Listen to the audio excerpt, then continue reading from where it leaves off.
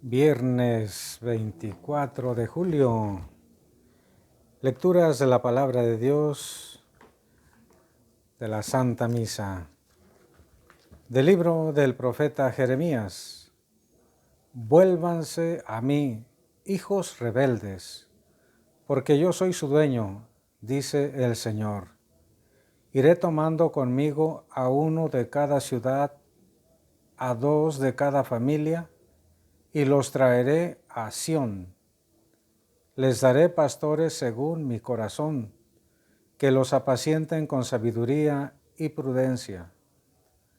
Después, cuando ustedes se hayan multiplicado y hayan prosperado en el país, palabra del Señor, ya no habrá necesidad de invocar el arca de la alianza del Señor, pues ya no pensarán en ella, ni se acordarán de ella, ni la echarán de menos, ni se les ocurrirá hacer otra. En aquel tiempo llamarán a Jerusalén el trono del Señor. Acudirán a ella todos los pueblos en el nombre del Señor, y ya no seguirán la maldad de su corazón obstinado. Palabra de Dios, te alabamos, Señor. Estas palabras, muy estimados hermanos, del profeta Jeremías, recuerdan la terrible tragedia del año 587, cuando los israelitas fueron deportados por los caldeos. El profeta se detiene a pensar en esta situación súper lamentable para el pueblo. El pueblo está en el destierro todavía. Por eso dice el Señor, iré tomando conmigo uno de cada ciudad, dos de cada familia, y los traeré a Sión. ¿Qué es Sión? Sión es Jerusalén. Recuerden bien, Sión es uno de los sinónimos que se utiliza para hablar de Jerusalén. Los voy a traer a Jerusalén, y entonces les voy a dar pastores según mi corazón, que los van a apacentar con sabiduría y prudencia. O sea que antes, hermanos, los pastores que los israelitas habían tenido no habían cumplido cabalmente con su cometido. Como decía la lectura del día de ayer, los sacerdotes ya no hablan de Dios. Los doctores de la ley ni me conocen, y los pastores de mi pueblo han profetizado sobre otras cosas, sobre ídolos. Por eso gran responsabilidad tenemos todos los sacerdotes de anunciar íntegra la palabra de Dios. Mucha responsabilidad los obispos, el Papa, pero no solamente la jerarquía eclesiástica, hermanos. Mucha responsabilidad también los padres de familia, porque a veces no hablan de manera suficiente de Dios a sus hijos. No los enamoran de las cosas de Dios a temprana edad, y después están sufriendo algunos las consecuencias de esa ausencia de formación espiritual. Los israelitas fueron al destierro, y una de las cosas que les caló hondo, pero mucho, fue la desaparición del Arca de la Alianza. Hasta esos años el Arca de la Alianza estaba en el templo de Jerusalén, pero cuando vino Nabucodonosor y sus huestes, saquearon el templo, lo destruyeron, y entre otras cosas se llevaron el Arca de la Alianza, que era una señal, un símbolo de la presencia benefactora de Dios en medio de su pueblo. El Arca de la Alianza contenía el rollo de la Escritura, la palabra de Dios. Por eso también a la Virgen María en el Santo Rosario, en las letanías, le decimos Arca de la Alianza, ruega por nosotros, porque nos trae la presencia de Dios. Bueno, pues volviendo al Antiguo Testamento, el arca había sido robada y los israelitas creían que habían perdido algo fundamental en su fe. Y tenían razón en llorar la desaparición del arca. Entonces el profeta Jeremías les insiste en que habrá ahora una conversión de tipo espiritual. Ya no tendrán necesidad de invocar el arca de la alianza que ya fue robada. Ya no van a pensar en ella, ya no se van a acordar ni van a querer hacerse otra. ¿Por qué? Porque Dios, viendo la conversión de su pueblo que sufrió el escarmiento, iban a regresar los israelitas a su país del destierro con una actitud nueva, con una actitud bonita, doblegada, humilde ante el Señor. En aquel tiempo, entonces, dice el Señor por medio de Jeremías, van a llamar a Jerusalén el trono del Señor, y van a acudir a ella todos los pueblos en el nombre del Señor. Y efectivamente, hermanos, ¿cuántas personas peregrinan ahorita mismo? Muchos peregrinos, aún en medio de la pandemia, visitando los lugares santos, visitando la ciudad santa, Jerusalén. Así que, hermanos, prepárense, vayan a Jerusalén, no se queden sin conocer la ciudad santa, llamada el trono del Señor. Pero al mismo tiempo, Jerusalén es una imagen, una figura o anticipación del cielo. Hasta se le llama al cielo la Jerusalén celestial, allá donde, dice el Señor, ya no habrá maldad, ya no seguirán en la maldad de su corazón obstinado. Sí, porque los que se han salvado, los que están en la Jerusalén celestial, los que están en el cielo, no cometen más pecado, están en gracia permanente en la presencia de Dios. Del Santo Evangelio según San Mateo. Gloria a ti, Señor. En aquel tiempo Jesús dijo a sus discípulos, escuchen ustedes lo que significa la parábola del sembrador. A todo hombre que oye la palabra del reino y no la entiende, le llega el diablo y le arrebata lo sembrado en su corazón. Esto es lo que significan los granos que cayeron a lo largo del camino. Lo sembrado en terreno pedregoso significa el que oye la palabra y la acepta inmediatamente con alegría.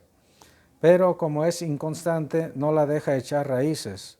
Y apenas le viene una tribulación o una persecución por causa de la palabra, sucumbe. Lo sembrado entre los espinos representa a aquel que oye la palabra, pero las preocupaciones de la vida y la seducción de las riquezas la sofocan y quedan sin fruto. En cambio, lo sembrado en tierra buena representa a quienes oyen la palabra, la entienden y dan fruto, unos el 100 por uno, otros el 60 y otros el 30. Palabra del Señor. Gloria a ti, Señor Jesús. Hermosa parábola, precioso ejemplo, con la que Cristo nos enseña que no todos los corazones tienen la misma disposición para escuchar la palabra de Dios, para mantenerla dentro, para meditarla y finalmente ponerla en práctica, es decir, dar fruto. Dar fruto es poner en práctica la palabra de Dios.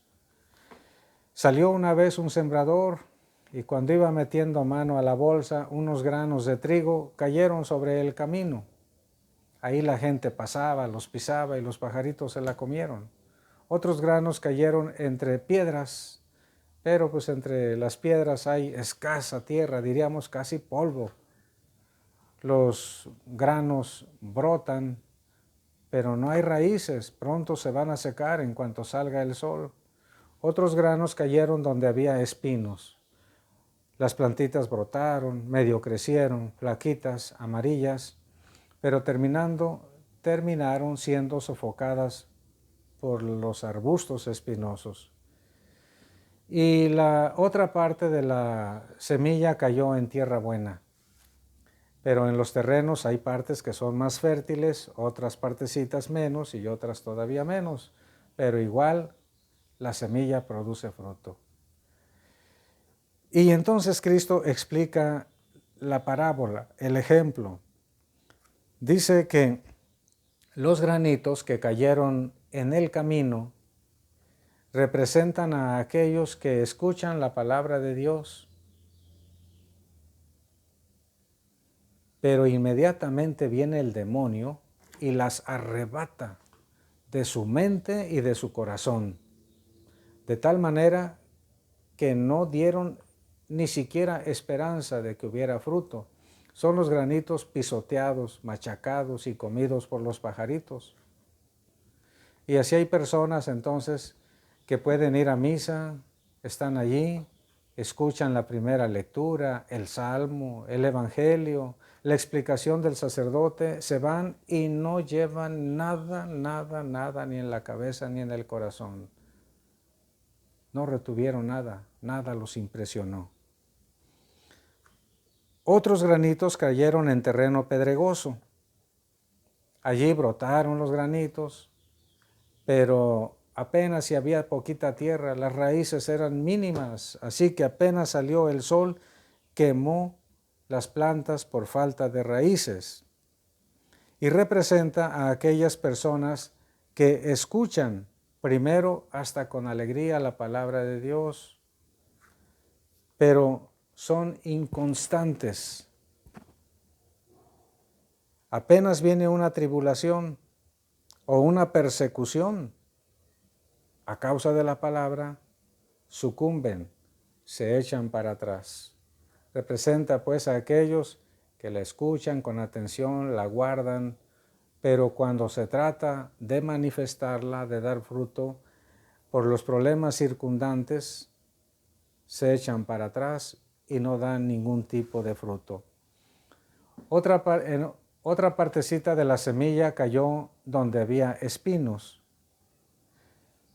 Escucha la palabra de Dios algunas personas, pero están muy preocupados por las cosas temporales.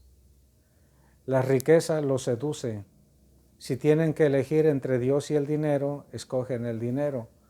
Por eso acaban dándole la espalda a Dios y no dan ningún tipo de fruto. Finalmente, los granos caídos en tierra buena representan a aquellos que escuchan con atención la palabra de Dios, la comprenden, la meditan y dan fruto. Unos el 60, otros el 30, otros el 100%. ¿Qué quiere decir eso de dar fruto? Poner en práctica la palabra de Dios. Entonces, hermanos, nosotros mismos hagámonos un examen si hemos aprendido a poner en práctica lo que hemos oído del Santo Evangelio. Y seguramente sí. A mí me consta de muchos hermanos, he oído este testimonio. Yo antes era muy mala persona, pero me empecé a acercar a la iglesia, a los sacramentos. Un día me invitaron de padrino, de madrina, y ahí empezó mi gusto por las cosas de Dios. Otros dicen, yo acudí a un retiro espiritual y ahora siento que soy otra persona. No soy santo, pero he cambiado de actitud. Ya no soy peleonero, no me gusta andar mintiendo, no me gusta transar a nadie, me gusta tratar bien a los demás, saludo a los que antes nunca saludaba, trato de ser sencillo, trato de ser humilde. He cambiado mi actitud. Y qué bueno, ¿no? De eso se trata, dice Cristo. Cambiar, dar fruto. Entonces, hermanos, meditemos qué tipo de corazón es el que tenemos. ¿Qué tipo de tierra somos para la palabra de Dios? ¿Somos camino, terreno pedregoso, terreno espinoso o tierra buena? Que el Señor nos conceda esta última opción. La bendición de Dios Todopoderoso, Padre, Hijo y Espíritu Santo, descienda sobre todos y les acompañe siempre. Compartan, por favor, hermanos, el video. Feliz y bendecido día tengan todos.